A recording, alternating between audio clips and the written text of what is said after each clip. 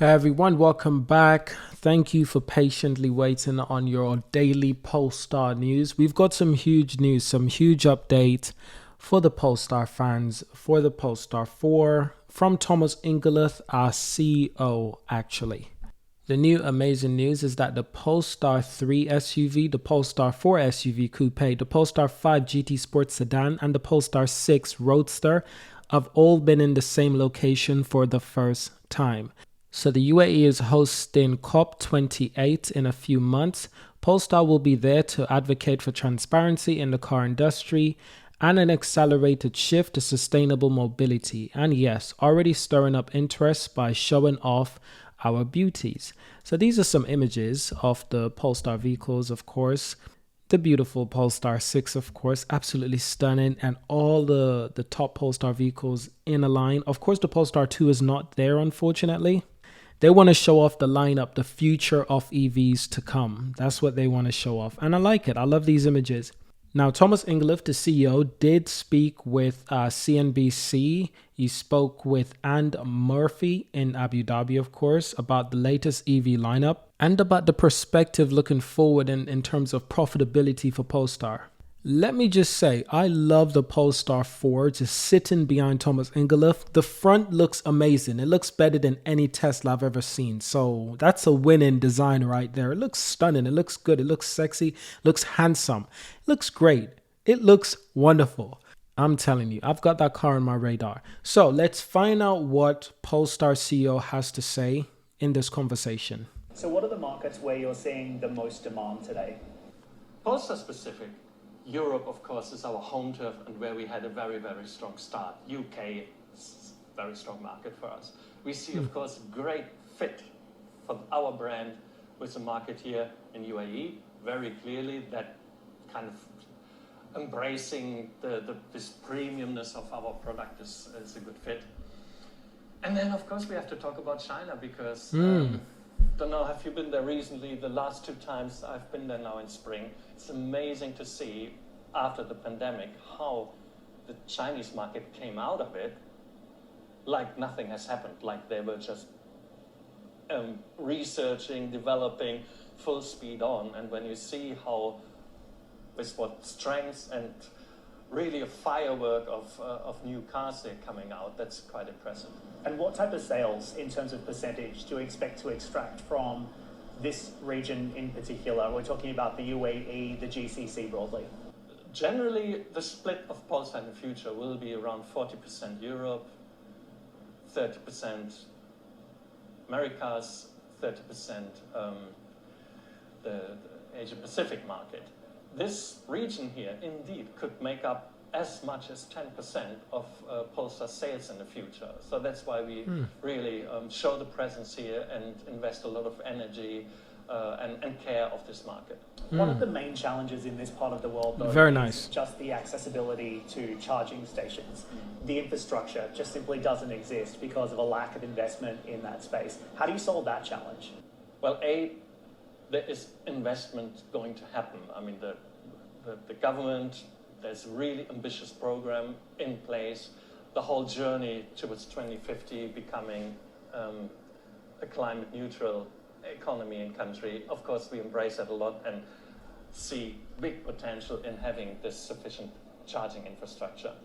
So that range anxiety and that, oh, where do I charge? I think that fear comes much more from people who are used to drive hybrid cars. I really need to charge always all the time, opposite to people who drive modern EVs with a sufficient range. Let's talk about the numbers as well. How many cars do you want to make in the year ahead? Finished 2022 with deliveries of 51,000 cars to customers worldwide.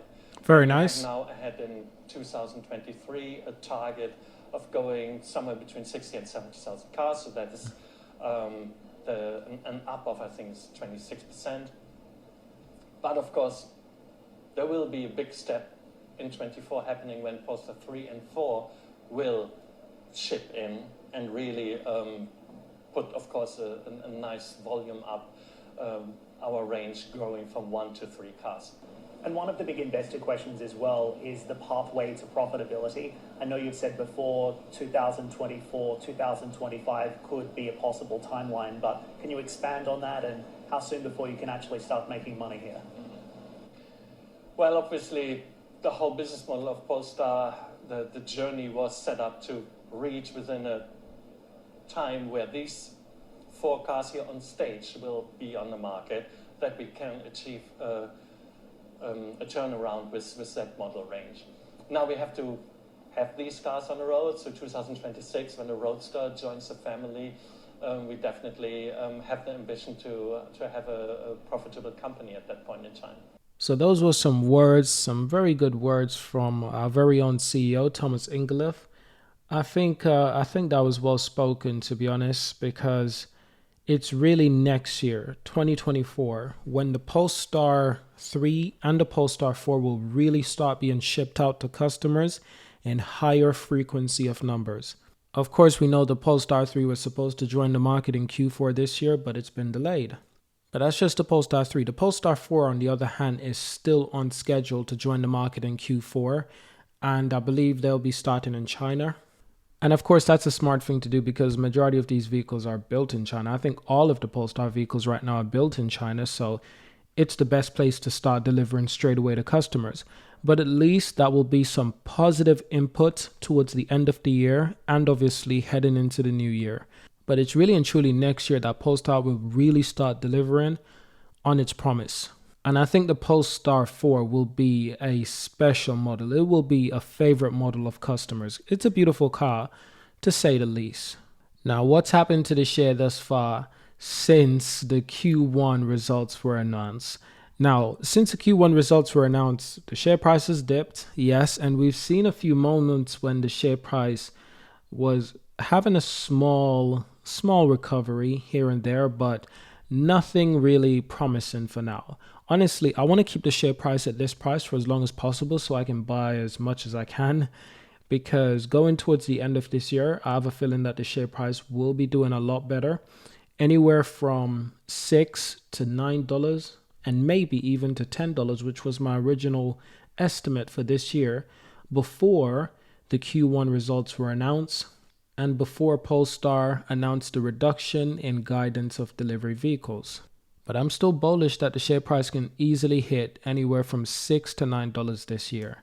You have to account for the fact that they're not looking to deliver on their promise. The Polestar 3 is delayed, unfortunately. They've gone from 80,000 units to around 60 to 70,000 units possibly being delivered. Now, this is another image of all the vehicles lined up, from the Polestar 6, the smallest vehicle, to the Polestar 5, the Polestar 4, and of course the Polestar 3 SUV. From small to big, you can see the differences in size.